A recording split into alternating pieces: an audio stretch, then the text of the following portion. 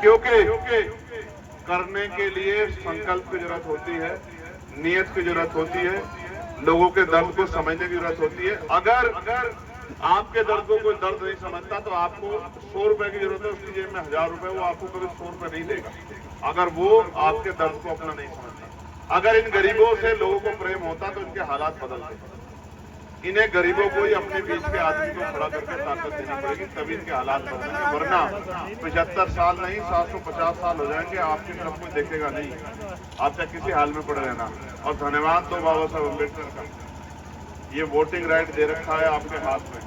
अगर आपकी उंगलियों में ये वोट का राइट नहीं होता तो कितना, जो आज आप चांदनी देखते हैं ना चुनाव के समय, ये जो बड़ी बड़ी गाड़ियों वाले, बड़े बड़े बंगलों वाले, बड़े बड़े लंबे लंबे कुर्तों वाले आपकी गलियों में घूमते हैं, पैर जोड़ते, हाथ पकड़ते हुए, हाथ पैर जोड़ते हुए, अम्मा चाची ताई कहते हुए आपको मिठाई खिलाते हैं, नौजवानों को शराब बियर पिलाते हैं और तमाम तरह की बातें करते हैं। ये दिखते भी नहीं आपकी बस्तियों में, चाहे आप गल सड़ जाते हैं।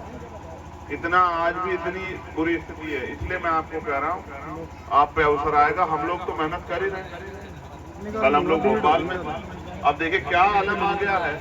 जिस बाबा साहब अम्बेडकर ने अपने 4 बच्चे कुर्बान करके इस देश को संविधान दिया है, आज उन बाबा साहब अम्बेडकर की सत्ता में बैठे लोग अपने गुंडों से जो है वो प्रतिमा पुतले जलवाने का काम कर रहे हैं। बहुत बहुत बुरा दौर आ गया है। हमें समझना पड़ेगा कि किस तरह से हमारी भावनाओं का मजाक उड़ाया जा रहा है, किस तरह हमारे आदर्शों को, महापुरुषों को, उनकी तस्वीरें जला जाके हमें अपमानित किया जा रहा है। ये बहुत बड़ी चिंता का सबब है। आप जिनको पूज रहे हैं, जिनके आगे नतमस्तक हो रहे हैं, जिनके आगे, जिनको आप अपने पिता से बड़ा, पुरखों में बड़ा दर्जा देते हैं, जिनके सम्मान में आप एक शब्द नहीं सुन सकते, आज उनकी तस्वीरें जलाई जा रही है। और ये सब कुछ बहुत तरीके से समझदारी से किया जा रहा है। हम हर चीज पे नजर बनाए हुए हैं। मैं आपको कहूँगा, खूब पढ़ो, खूब ज्ञान हासिल करो, पढ़ लिख के छोटा मोटा रोजगार करो जब तक ताकत नहीं बनती।